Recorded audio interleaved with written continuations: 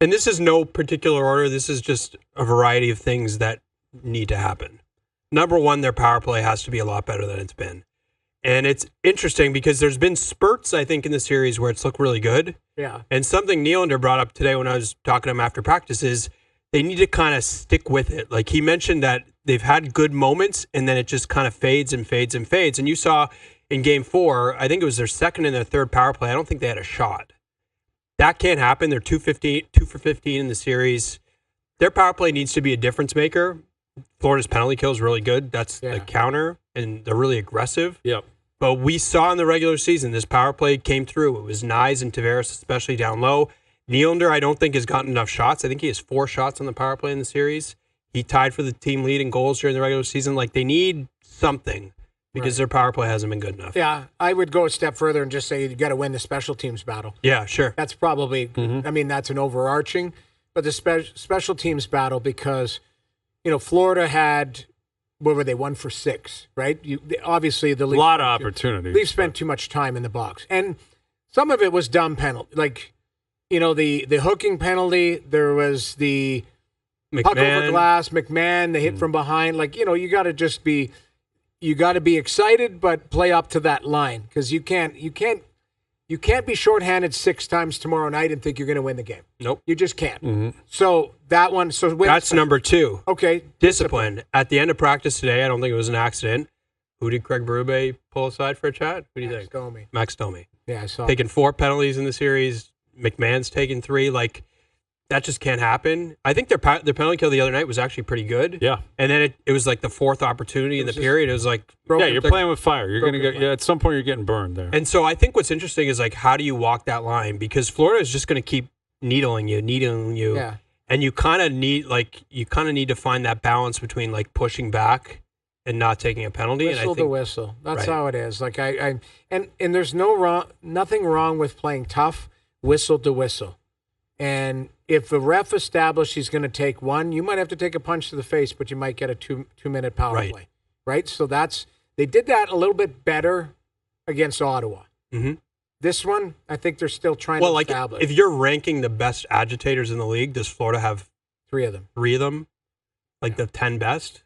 Probably. They're really good at it. Mm-hmm. What number are we at? Number 3. Take advantage of home ice. Whether that's the crowd, whether that's the matchups. Leafs were a good regular season team. They earned home ice advantage. This is a game you need. Like, they're calling it a must-win. Got to have it tomorrow night, I think. Take advantage of home ice. Yeah. That's fair. Not much more than that. Yeah, for sure. Number 4, we could probably just play the clip of you. The third line clip? Something from the bottom 6. Bottom 6 has got to get on. Something. You think they got to score? I don't think they just got to play well. I don't think they need to score. They just need to be a difference maker. Be a difference maker, whether that's like a momentum-generating shift, whether that's spending time. Like, they can go out there, get a shift in the offensive zone, face off, top line comes out, and they score. That's good for them. They've been scored on. They haven't scored. I just don't think they've had any impact on the series. Yeah, aside from the one game. I would say the first couple of games there was an impact, but I agree with you. They went down to Florida. I mean, I don't think anyone played that well in Game 4. Honestly, No. You can give me stats and numbers. Exactly, Joseph Wall. But I just think the Leafs were outplayed. They lost so many battles. Like, and that's probably reasonable to expect. Like, we keep talking about Matthews and Marner. You got to score. You got to contribute. Like, that's the expectation when you're a player of that caliber. You got to get the puck across the line. But if you're on the 3rd or 4th line, at a minimum, you got to win your battles. Right. Yeah. Like, if it's a 50-50 battle, you got to win those battles. And you can't take penalties because look at who's taking the penalties in the series. It's been those guys. Yes. Right. So those are negative impacts. Yes. Not only are you not scoring, you're doing other things. If you're going to have a wash, you have to have a positive impact in a different way. That's the difference. You know, and you make a great point. McMahon and it's Domi with penalties, and they haven't been on the score sheet. Holmberg's taken a couple penalties. Like, it just like it can't. Got to find a way. Mm-hmm. Yep. Number 5 is, I don't think Wall has to outplay Bobrovsky, but it's got to be close. Like, that game, that's close. Like, if he does that again. Joseph Wall, my biggest thing is Joseph Wall, you know, Hayes, you talked about it yesterday. Like, that's a wasted, unbelievable effort. Yeah. Technically. I mean, listen, Bobrovsky's allowed to play well, too, and he did. Excellent. Yeah. And I thought he made a couple really good saves. Again, timely saves. The one on Matthew Nye stands out for me because Marner steals it from under his glove or kind of close to covering it, pops it back door. Bob gets across. If that's the first 2 games, that goes in the net. Because Bob is late to get there or it goes through him or whatever. Yep. He's starting to feel it a little bit. You got to find a way to make life difficult for him. But I think you're right. I think if you have a wash where the goalies, you say, the goalies played well. Mm-hmm. You got to find something different, to push through. So, and we've seen, like we saw last year from Wall, he has the 2 games where he's just excellent. And maybe that's what happens. Like maybe he's just excellent again tomorrow. And well, it'd be a good. Well, we say it all the time. Yeah, I mean I guess the easiest. You can't say easiest, but the most obvious way to guarantee a win is the goalie is perfect. Mm-hmm. Right. And, there's no such thing as a perfect game for a centerman or a defenseman. You can do a lot of things perfectly, but the puck's going to stumble on you at some point. You're going to lose a draw. You're going to lose a battle. You're going to blow a wheel. Like you can't be perfect if you're Matthews. You can't be perfect if you're Tanev. Right. You can be if you're a goalie. It's asking a lot. Like to sit here and say, well, you got to shut them out tomorrow night is ridiculous to expect or demand. Right. But it can happen. Mm-hmm. It can happen. A pitcher can go out and just be unhittable. Right. And then all you need is a run or 2. Now, the other guy's going to have to show their weight. The other guy's going to have to score. You're going to have to contribute. You're going to have to do your part to get past Bob. But, when you shrink the series, that becomes even more amplified, in my opinion. We've talked about this in years past.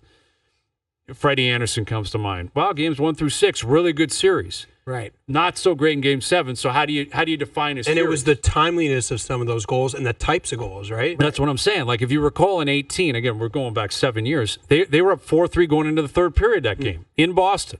And then he gives up a brutal one. Remember, Jake DeBrusk blows a wheel and it gets past him. Anyway, it doesn't matter. Yeah. But that's what we're talking about. Like it could be that tomorrow night. It could be the Leafs are up 3-2 going into the 3rd, and Florida throws 20 shots at them. You got to stop 20, man. Yeah. Like I know it's asking a lot, but you need a period stop 20. Right. And then there's the win. Like that's where the idea of like flipping it and looking at Matthews, is it conceivable? Like, hey, you need a hat trick in the 3rd to do this? It can't happen. Rantanen's done it. It's more unrealistic though. Yeah, I mean, there's lots of different factors that go into a win, but I agree. The easiest one is the goalie stood on his head. And they won it. Yeah. But the team can play well in front of him, and the goalie's just a sum of the parts. I thought Bobrovsky was a sum of the parts last game. Yeah. Played very well. Yeah, I thought he was good, but not overly tested. But the team in front of him played rock solid. Yes. They didn't give up a lot. Yep. But there was for example, the one bobbled puck. Seth Jones falls down, Nyes is in alone. Yeah. And I like what he tried to do there. Shoot quick and shoot high. Yeah, because he went backhand shelf in Game 1. And he's been so good on breakaways. Yes. Yeah. And I think he tried to catch him off guard, and the puck bobbled, and he shot it high. Yeah, bounced on him a little bit, yep. But it's a good list. Wait, the list is not done. I actually am really upset at myself. We got more because lists, okay. It should have been 5 because it's Game 5. Like, that idiot. This is not the number 1 list in the world. It's the awful number 2 list in the world. Terrible. Number 6 is the Stars. It doesn't have to be all of them. It doesn't have to be like... You might just need one of them. Part of this system they have with Nylander, Matthews, Marner, Tavares is that you can just get a contribution from Tavares that wins you the game. So maybe it's a 2-goal game for Tavares. Maybe it's a hat trick for Matthews. They just need one of their stars at minimum to be a star. Yes. Yeah, that's fair. And that gets back to what we were talking about earlier, where you can condense it and look at the last game and the last 2 games and say, okay, the bottom 6 or this and that, and it's not inaccurate. Mm-hmm. But I would argue over 10 games, when you pull the lens out, they have gotten more than enough contributions from Max Pacioretty and Max Domi and Simone Benoit and Oliver Ekman-Larsson. Guys like that, yeah. It's your turn now. Matthews, Marner in particular, but Tavares, Nylander, I'd throw Nyes in there, and I'd throw Riley in there, who I think will have a big game tomorrow night. Like Riley is capable of being a big game player who is capable of contributing offensively and factoring into that. It's not fair to start from the 4th line and make your way up. That's not the way it works anywhere else in the league. No, it should go You top start down. with the top guys. You do it. You lead the charge, and then ideally the other guys chip in 2 to put it over the top. Right. Well, if you got to win 3-2 tomorrow, and that might be the case, it should be 2 goals from Matthews, 1 from Marner. Yep. That should be the expectation. Yeah, I think that's fair. I was just pointing out, or would have pointed out Edmonton last night, 2 goals from Henrique. Like sometimes and Kane. No, yeah, for sometimes that could happen. For sure. At this point in the series, the history. Yeah. Yeah. No, exactly. I mean, McDavid and Draisaitl have done enough to say, like, well, they got the game winner the game before, right? And they didn't play well. They were actually red rotten in right. that game, but they got one opportunity and they scored. And Skinner played well. Like, he had a shutout last night. Yeah, last night. Yeah.